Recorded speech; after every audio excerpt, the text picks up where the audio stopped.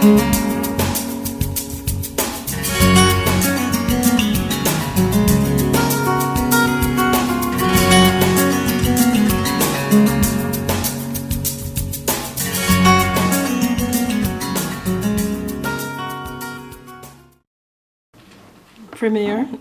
Dr. the Honorable D. Orlando Smith, OBE. Madam Speaker, Honorable Ingrid Moses Catliff, Deputy Premier and Minister for Natural Resources and Labor, Dr. the Honorable Kedrick Pickering, Minister for Education and Culture, Honorable Myron Walwyn, Minister for Communication and Works, Honorable Mark Vanterpool and Mrs. Vanterpool,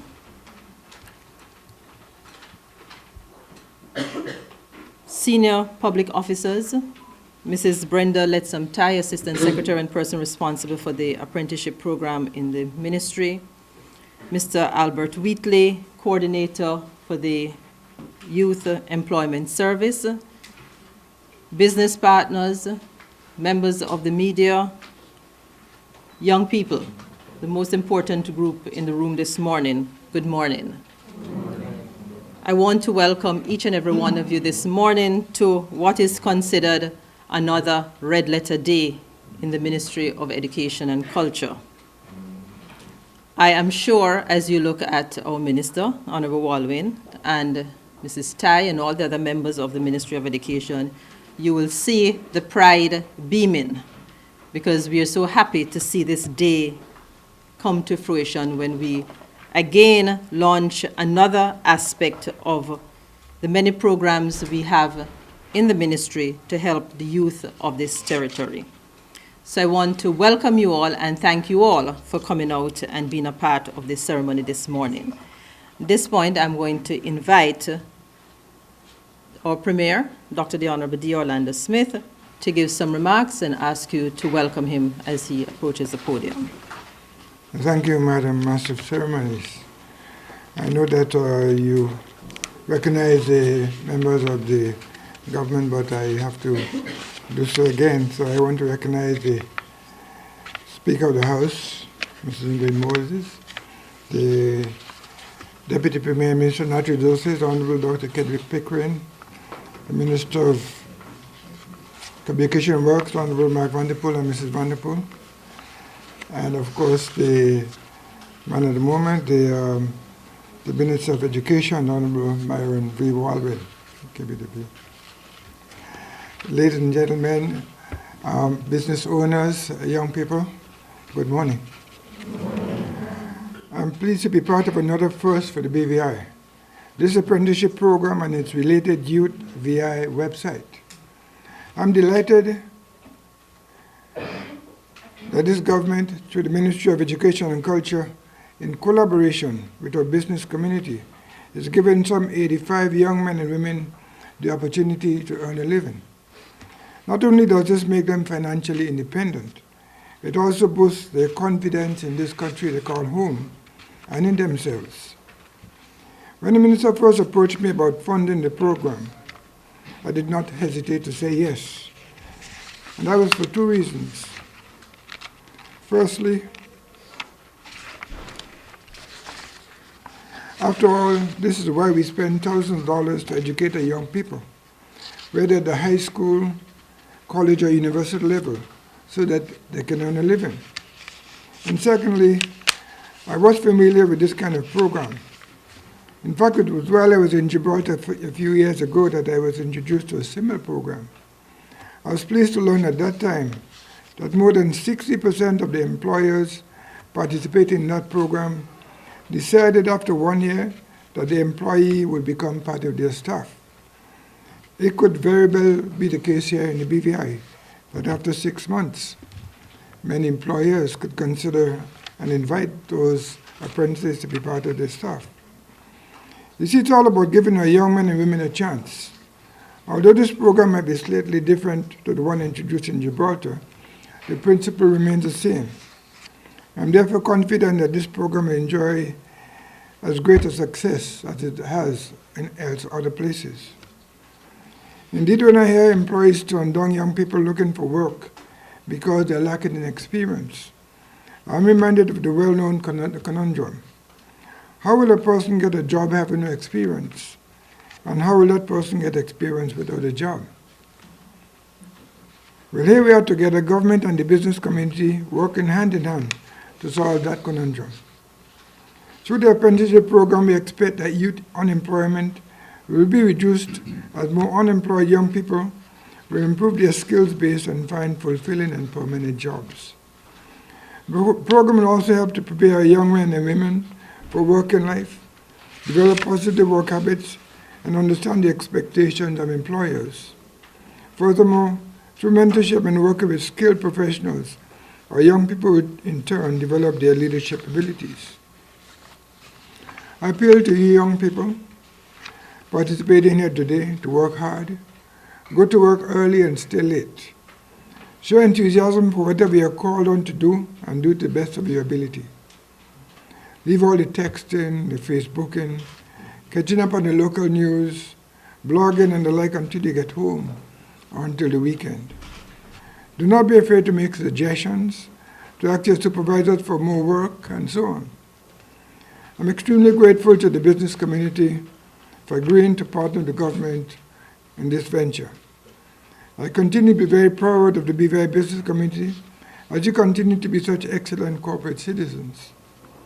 Like us in government, we are clearly committed to ensuring that we get as close as possible to a full employment situation, which has been a norm in this territory before. Full employment is one sure way of ensuring continued stability. It is one sure way of ensuring that our crime rate remains low. As I said earlier, it is a sure way of making sure that the people of this country continue to feel proud of themselves and that they are making a contribution to the economy. My government understands that a strong economy is based on a skilled national workforce capable of meeting the many varied demands of today. But I'm excited about this program for another reason. This apprenticeship program can help potential entrepreneurs to start new businesses. New businesses mean economic growth and the creation of further job opportunities. Indeed, I know there will be many success stories shared as participants learn and become motivated to develop further. I appeal to other businesses and industry stakeholders throughout the territory to join this initiative and partner with the Ministry of Education and Culture to provide employment to young persons who meet the criteria for selection for a period of 6 months. Help us to give our young people the chance to become competitive in the local labor market and refine their professional skills. I applaud Minister Walwyn and his team at the Ministry of Education and Culture for continuing to come up with creative and practical ways to support the territory's young people. This is a very important initiative and to be a long-term program for the ministry. Well done, Minister. In fact, I'm so excited about this project and its impact on our young people that I'm pleased to announce that this government will finance an additional 20 young people for this program.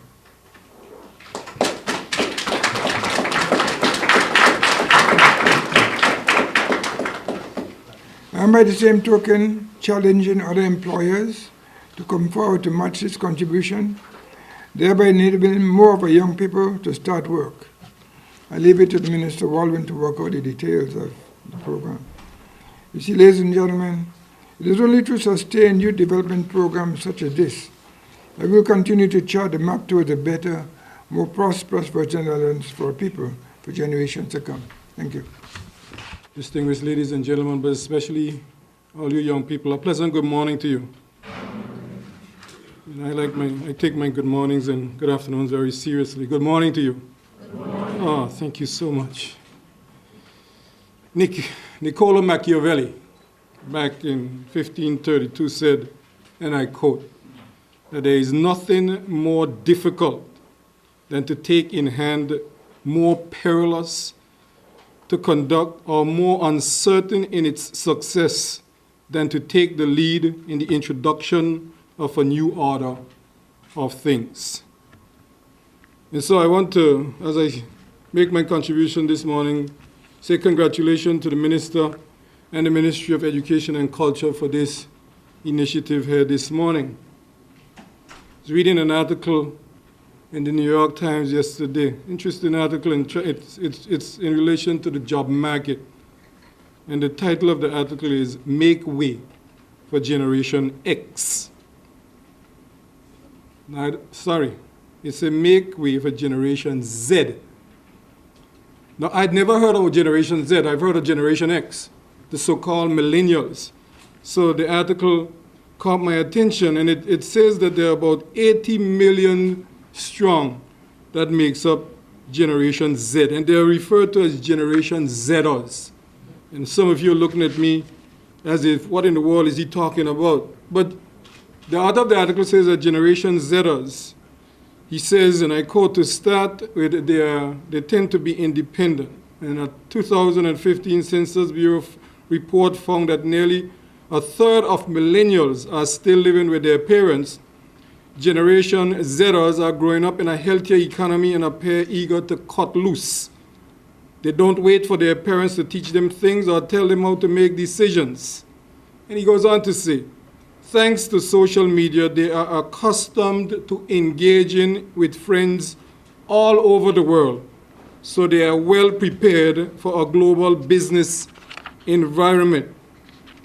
He went on to say that many Generation Zers intend to go to traditional college, but after that, their lives and careers are likely to be anything but traditional. And so in that context, this is why the introduction of a new scheme of things is so important at this point in time. I attended the Ministers of Labor's conference in the Bahamas about a month ago under the auspices of the International Labor Organization.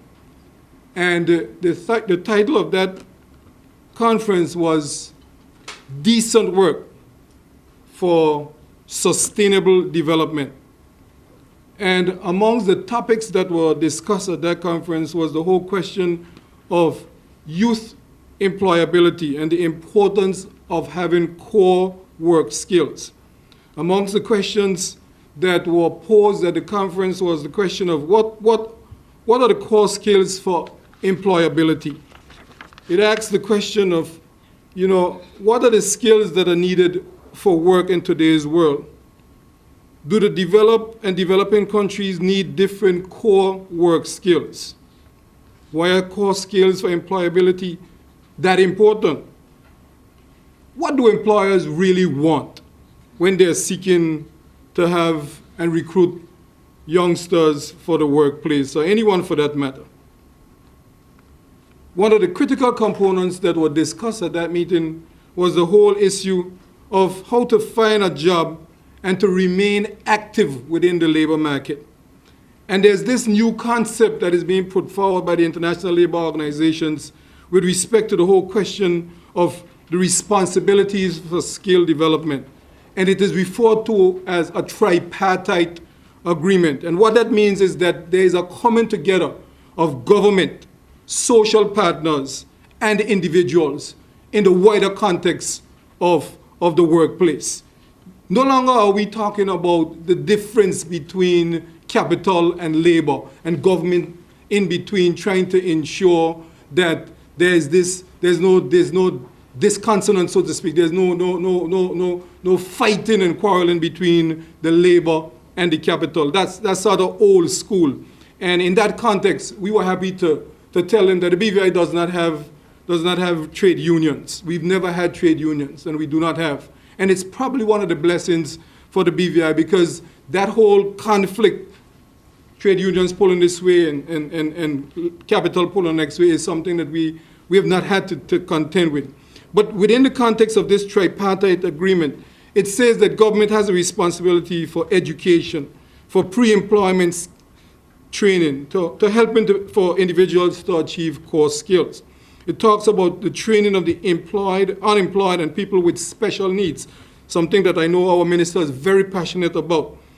Within the context of the social partners, the question is, how do they play a significant role in further training and in providing the working experience that the Premier just made reference to? And then with respect to the individuals, the young people like yourselves that are here today, how do you make use of the opportunities in education and the opportunities for training, and more specifically in lifelong learning? That is a critical component, and that is why this whole discussion is so vitally important, and bringing together this group of individuals amongst the youngsters and the employers, facilitated by government, for us to continue to build this great little nation that we are building. It is critically important for us to understand it, because one of the wider debate is the whole question of high quality apprenticeships programs and how these programs can promote active participation and the support for special groups such as young persons, employers,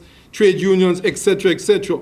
How to enhance the work within and subject to regulation under the legal framework, which is part and parcel of my responsibility to ensure that we have a legal framework within the labor environment to make sure that those who are working and those who are employing feel that they are being looked after in a way that makes them encouraged to do what is necessary. And when you look up there, you'll see that the government has put together a minimum wage committee to look at the concept of minimum wage and what is fair for employers to be paying the employees in today's BVI. How do we ensure that continuing relevance to the need of the labor market? We know that in the British Virgin Islands, we live in a context where we're dominated by a hospitality industry and the financial services.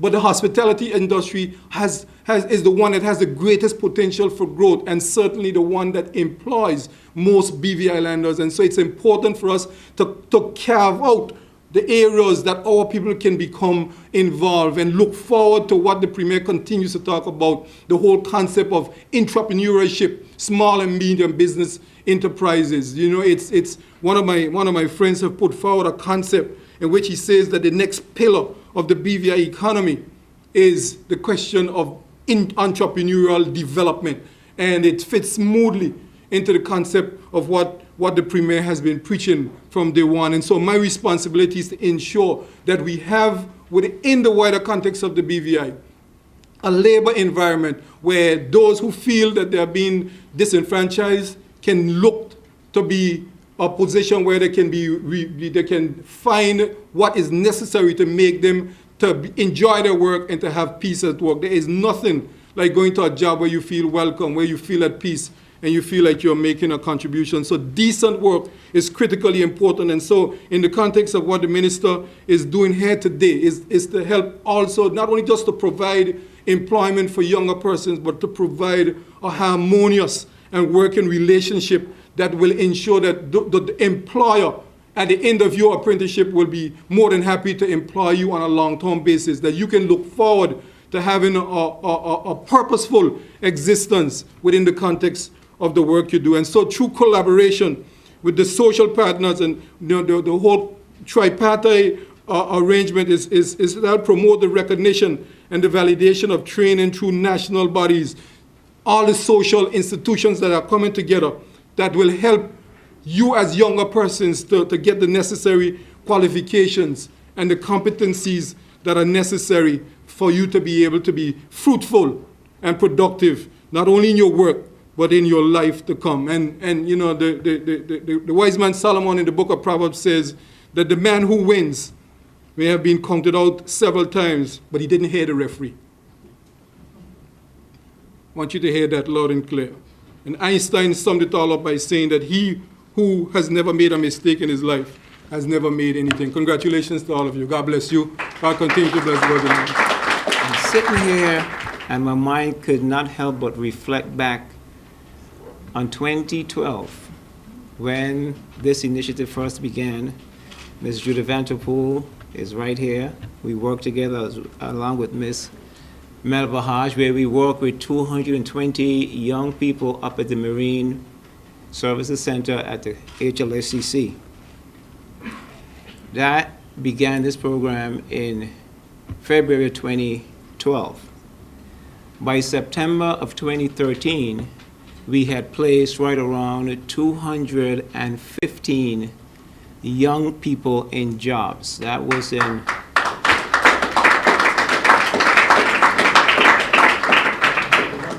September of 2013. In the remainder of that year, October, November, and December, we placed an additional 20 young people that closed out the year.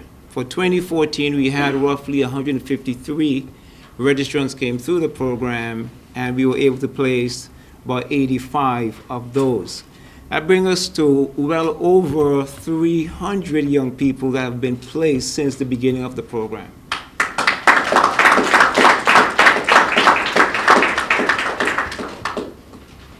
I will say that this program has truly made a big difference in the lives of many of our young people. And I'm excited for them, but I'm also excited for their parents, because that affected a lot of parents, and I think allowed a lot of parents to sleep a little bit easier at night, knowing that their child or children are now working. I work with a wide spectrum of individuals, from young men and women who are just out of high school or who have been to college, who can walk into anyone's job and perform. From that example to a young man without a high school education who had just spent 2 years in jail, and everything in between.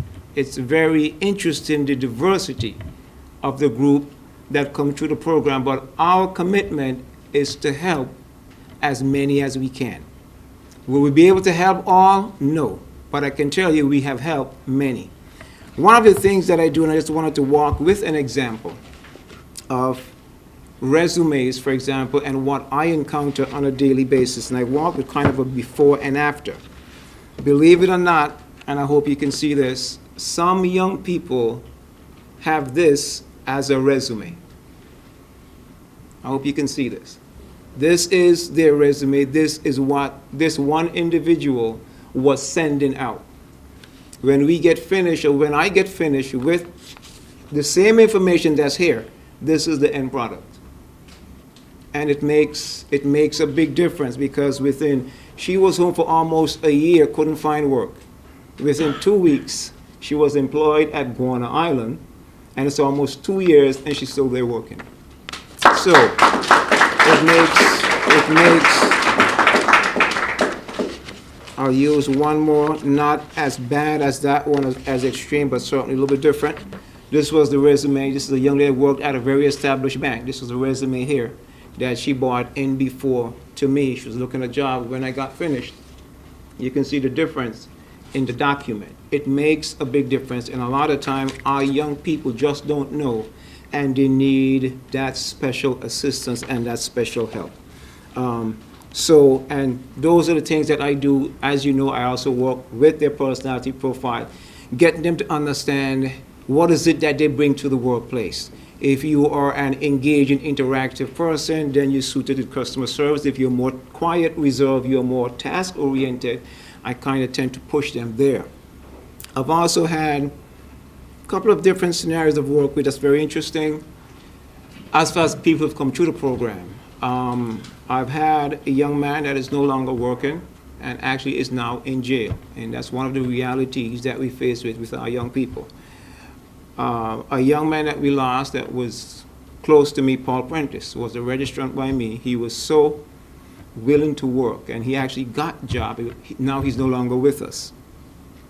And I can go to a young lady named Maureen Peters, Maureen Sylvester, who from the very first batch went from the job fair to work at O'Neill Webster O'Neill back in 2012. And she's still at O'Neill Webster O'Neill to this day. And fortunately, most of the young people who came through the program fit in the latter category. They have found work, and they've kept on working. The young man who is in jail, those are few by numbers, but they are a reality. But it shows the importance of this program. We must give our young people an opportunity and help for them to be gainfully employed. A lot of them really do not have what it takes. They do not understand how to sell themselves.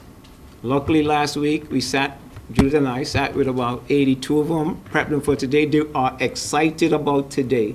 And I hope the employers are excited. I know they are. I want to thank the employers for coming out and all those who have participated over the years. I don't want to call any names. There's so many of you I know would leave out many, but I want to thank you. And I also want to thank Minister Walwyn for giving me the opportunity. I'm a people's person by nature, for the opportunity to work with these young people. It's not easy, sir. It is not easy. But at the end of the day, we have to do what we can to help our young people. Thank you so much, and we will work with all of those who are here and those who will come after. We will continue to work with them and help them to find gainful employment and be contributing members of our community. Thank you so much. We are going to launch the website after the minister has given his remarks. At this time, I will give a bit of information about the apprenticeship program. We at the Ministry of Education and Culture are very excited about this apprenticeship program. As has been mentioned, we have partnered with the business community to give our young persons an opportunity to find employment, get their foot in the door for 6 months. They come from varied backgrounds. We have young persons who unfortunately did not finish high school, to persons who have Bachelor of Science degrees who are unemployed. That is a wide range. And this gives us the opportunity to get them in the door, as I said, get their foot in and work towards a career. We told them, we had a training workshop with them because we wanted to give them every opportunity to be successful. So last week, Mrs. Judith Vanterpool, our go-to lady from Biz EdCom, and Mr. Wheatley, Albert, held a workshop for 72 young persons. It was dynamic. I mean, you could see the transformation in their thoughts and how they felt about themselves, because our young people need to build their self-esteem as well. So we spent some time telling them what beautiful people they are. We need to tell them. We gave them some time to think about who they are and who they want to be. And we let them to understand it is not where you begin, it is where you finish. So we worked with our young people. We taught them, I won't go over everything Mr. Wheatley said, but the resume, training, interviewing skills, how they look on the job before they even get the job. How do you dress for that interview? How do you carry yourself? These are the things that we spent time with our young people. And I must at this point thank profusely the business community. I must say, I called lots of people. They were tired of me calling them. But you know what? They jumped on board. They were willing. They are here today, and I thank you, I thank you, I thank you. Our young people, as I said, come from varied backgrounds. We ask, we implore. They're not perfect. We know they're not perfect. Please work with them. Please mentor them. We must remember that not everyone has the perfect background, upbringing, and some of these young people don't have persons there rooting for them. Be that mentor, be that light, be that positive influence in their lives. And, well, my hope is that all 85, wait, it's not 85, it was what? 105, thank you, Honorable Premier, that all 105, we only have 72, but it will be moving forward, it's a rolling forward program, so we're recruiting young people all the time. We're recruiting more businesses, and our target, now that we have the funding, is to employ 105 young persons in the Ministry of Education and Culture's apprenticeship program. Once again, I thank all who have been involved, and we look forward to a very, very successful initiative. Thank you. We've asked one of our young men who's going to be interviewed sometime today to come and give a few remarks, say something about himself, something about this program and so on. So we're inviting Mr. Jerome Coffey.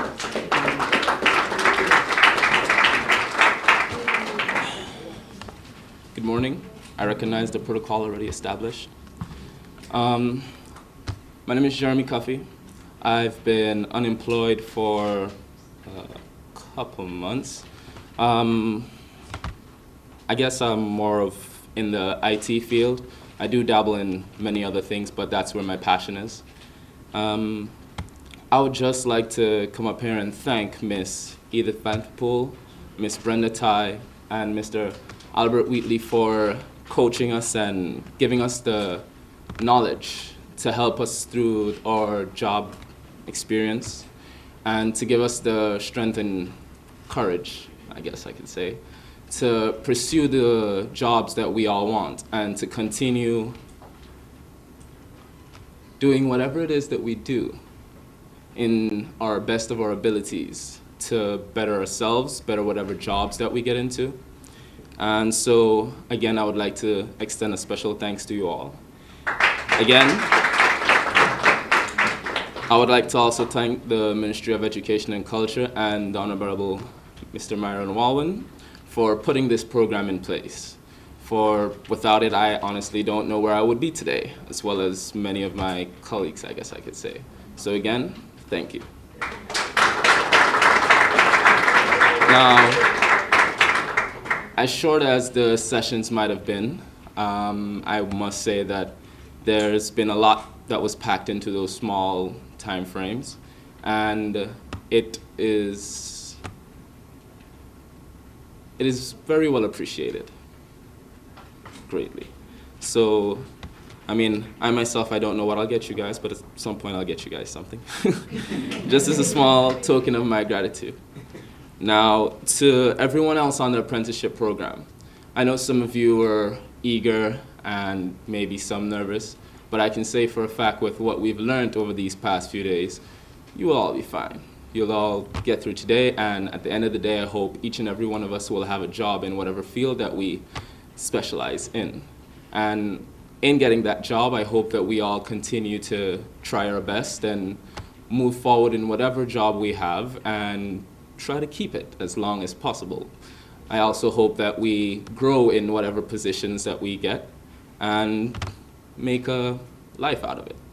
So with that being said, do your best, I guess, on whatever it is, whatever job it is you get, whatever field you go into, and continue doing your best.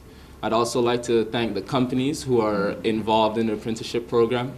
And I would like to say without you being involved, this program would not be where it is today. So again, thank you all as well. The apprenticeship program, as launched in the Ministry of Education and Culture, is one where we are partnering with the business community. And we will be paying half of the salary while the business community pays the other half of the salary. So we have the salary prorated according to the qualifications and experiences of the young people who are going to be interviewed, and we are paying up to a maximum of $750. That's the person with the highest qualification. And so we will pay that, and the business partner will match the other half of the payment. Of course, as we have said, if business partners feel that the young people are doing a lot more and they want to put that up, that's fine with us. Just that our maximum will be $750 for that young person being. So that's how the partnership will go. And of course, all the other things will be worked out. The Social Security payments and so on will have to be taken out. So we will pay the young people, and business partners will be paying them for that 6-month period. We are hoping that at the end of that 6-month period, the young person would have found favor with that employer, and they want to keep them on, and so they will take them on, keep them, and pay them the full salary or whatever the position is worth at that point in time. I'm sure everybody was waiting to hear that little tidbit, how it's going to work. Okay, so at this point I'm going to invite Mr. Bentley Hodge, one of our partners, to come forward.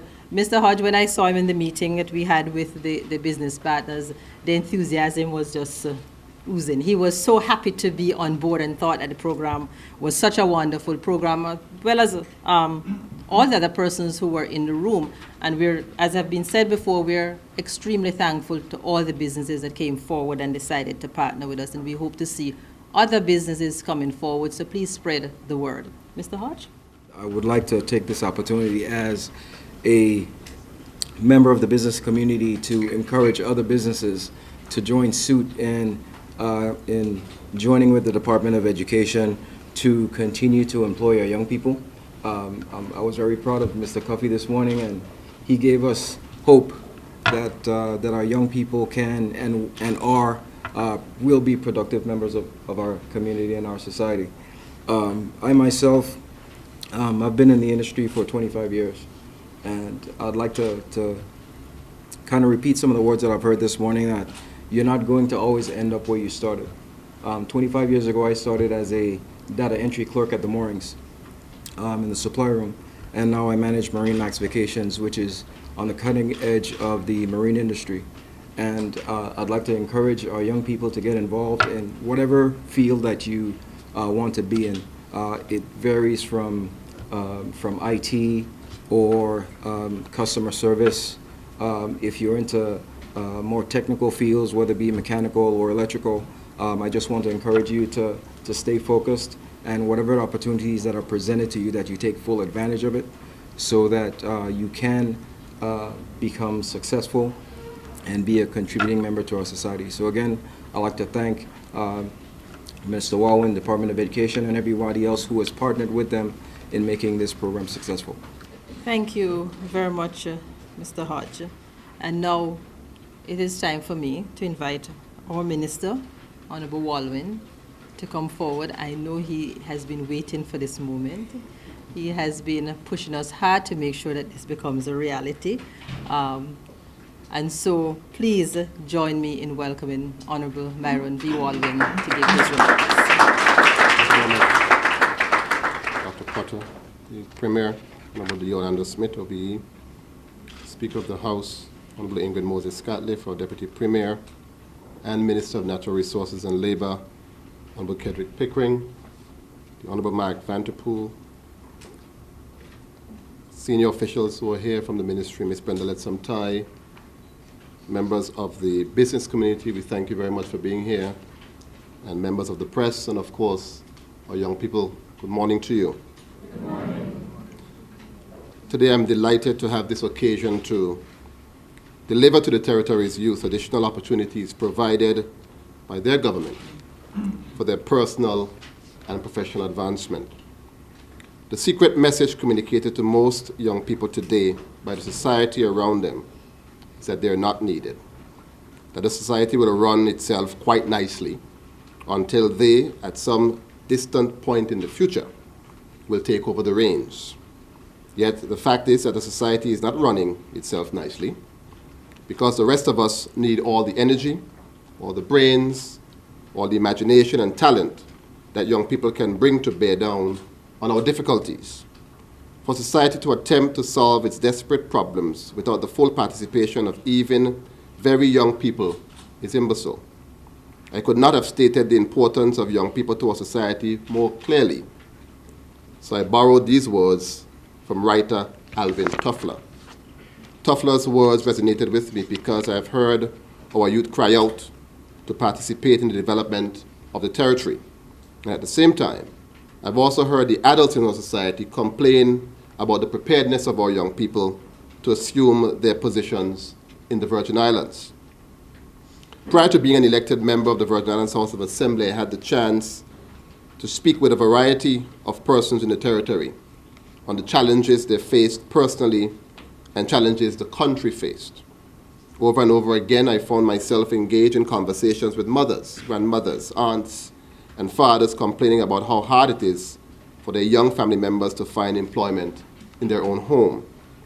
I heard young people admit that they felt unprepared for the jobs advertised in the newspapers, and as a business owner myself, quite frequently, that reality was met in my business. With the leadership of our Premier, Honorable Dr. Yolanda Smith, his administration has sent a very public message to the young people of this territory that they are indeed needed, not in the distant future, certainly not just a few months every 4 years, but right now. Our government realizes that in order for the Virgin Islands to maintain a relevant and vibrant economy, we need to find opportunities to prepare our young people today so that they can properly take care of this country tomorrow. Our community must realize that if investments such as the ones we are showcasing this morning are not made for the development of our young people, as a country, we will be shortchanging ourselves from the vitality, ambition, imagination, and genius that resides in our young people. Studies show us that young persons with a sense of purpose, preparedness, and access to opportunities for both further education and work are less likely to engage in negative behavior that can have adverse effects on their future prospects as well as the communities in which they live. So in short, ladies and gentlemen, we have no choice but to provide opportunities for our youth to be developed in order for our country that we love to remain a vibrant place to live, to work, and indeed to do business. In December 2011, we set about to create a youth employment registry to capture data to show us the real situation of youth unemployment in the country. Within a few weeks, over 500 persons were registered, a startling number for population. We proceeded to hire an employment counselor, you heard him before, Mr. Albert Wheatley, and set about to prepare our young people for employment by doing a series of developmental workshops, as well as provide opportunities such as today to give our youth prime occasions to interact with prospective employers, as well as new and innovative means for their job search. With the launch of Youth VI, which you'll see shortly, our initial concept of an online job board has now evolved to not only act as the online platform for young persons on all our islands to readily find employment and our business community to interact with the young, fresh talent, we now all seek to provide a hub for youth-centered activity for the Virgin Islands youth. Over the next few months, we will be marketing this website both to the youth of this territory as well as businesses and relevant organizations that should have an interest in youth development.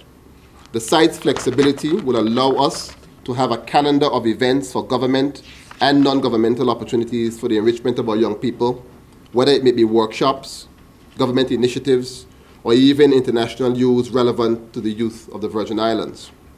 With the recent completion of our youth policy, I anticipate that when our Youth Council and our Youth Commission come on stream, the territory's youth will have a place online to be updated on all matters from these organizations, as well as opportunities for participation. Many of the adults in this room, if we allow ourselves to think back to the first chance we had to be gainfully employed, will recall many lessons that we learned. We would recall the importance of that first job in helping us to find our path to independence. It is that experience that through Youth VI and our apprenticeship program, we are attempting to provide for the young people here in the Virgin Islands. It is important for our community to understand the symbiotic relationship between the education system and the private sector in the overall development of our people and our country. We need to provide good workers for businesses, and we need those businesses to hire our young people to enhance the services that they offer and to provide our youth with experiences, tools, and skills for them to begin to live independent lives and contribute to the territory's development. The United States of America is known as one of the most innovative and thriving countries in the world. It was American innovation that pushed the envelope and allowed the world to experience the motor vehicle, safe private air travel, the telephone, motion picture, wireless communication, and everyone's favorite iPhone or iPad. Behind that innovation were entrepreneurs, private citizens, taking a risk on an idea and a dream that eventually changed the world forever. The America that the world knows today was not only built on strong government policies, but it was also built with the hard work and contribution of those in the private sector. Today, 91% of working Americans are employed in the private sector, and the country continues to forge new markets in which we all benefit from. Here in the Virgin Islands, we have young and seasoned men and women with ideas that can equally improve the lives of residents of this territory and even those outside of the territory. But to get to that level, we must support the development of a vibrant private sector. All of us must see the value and innovation the private sector brings to our economy and the impact that everyday businesses here have on our lives. Yet there seems to be a growing trend among some politicians to use the platform of representing the people of the Virgin Islands to demonize, as I say, persons in the private sector. The Virgin Islands economy cannot effectively support our needs without our private sector. It is those same private businesses that I, as minister, with the responsibility for youth affairs, have gone to, seeking opportunities for employment for the hundreds of young people without work in this country.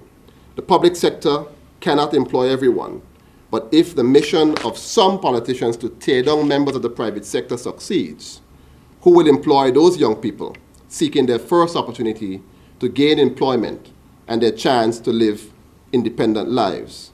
I want to again publicly thank the businesses that have partnered with us since the start of the Youth Employment Services in 2011. I would particularly like to thank today all the businesses that came forward to assist their company by agreeing to give these young people a chance to build their skills and to find employment. It is a demonstration of your business identifying with the community in which it operates. And I want to ask you to please give the businesses who are here a round of applause for coming forward to support the program. With the young persons in our program, you have the opportunity to train an employee to suit the needs of your organization. They come with a desire to learn and new attitudes to be the best employees possible. I believe that. I ask that you give them a fair chance, mentor them, and provide the guidance that some provided many of us when we first got the opportunity to earn a living. To the young persons participating in the program, your government and the private sector have gone out on a limb for you. We have not only invested resources for you to get training, but we have also invested finances to give you a chance to gain experience on the job.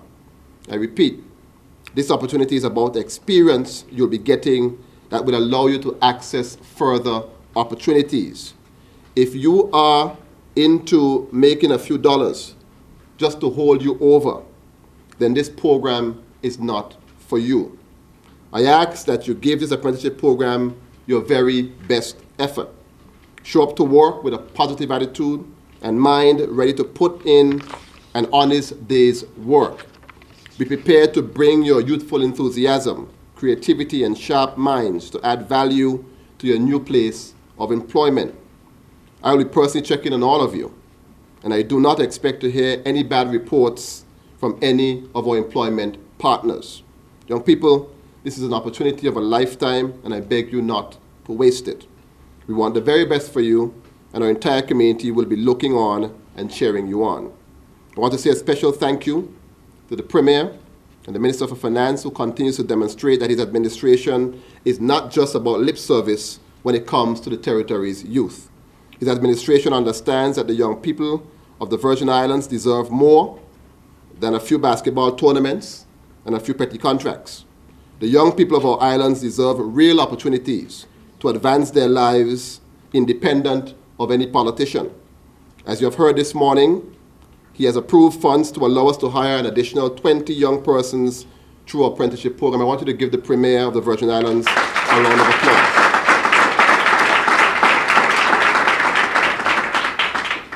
We initially budgeted for 85 placements in the apprenticeship program, and with the Premier's assistance, we can now have 105 young persons in the program. To date, we have trained 72 young persons and will be working to ensure that all 105 budgeted spots for this program is filled by young people.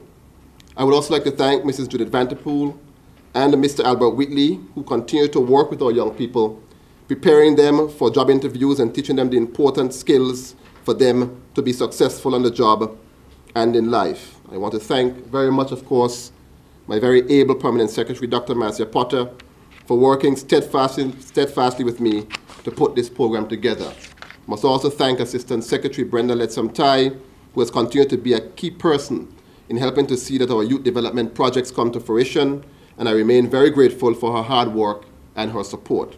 Ladies and gentlemen, I would like now to declare the first apprenticeship job program here officially open.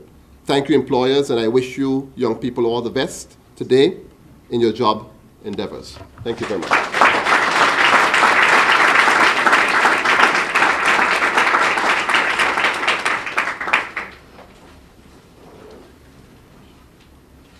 Thank you very much, Minister. And Mrs. Styes is now going to go right into the website demonstration.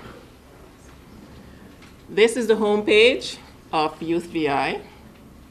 As you can see, when you go to About, we have some messages there. And then we have programs. And under programs, we have 4 listed. I think we will have to add the apprenticeship program as well. And the youth employment services, young people, businesses, general public, you go in, and there you have information on the services, what it's about, who's involved, contact information for myself and Mr. Wheatley. We also have the information regarding the Emerging Fellows Award. And again, the persons who are involved with these programs, contact information is there. You can contact Mr. Selwood directly if you're interested in the Emerging Fellows Award. We get quite a few questions on this, scholarships.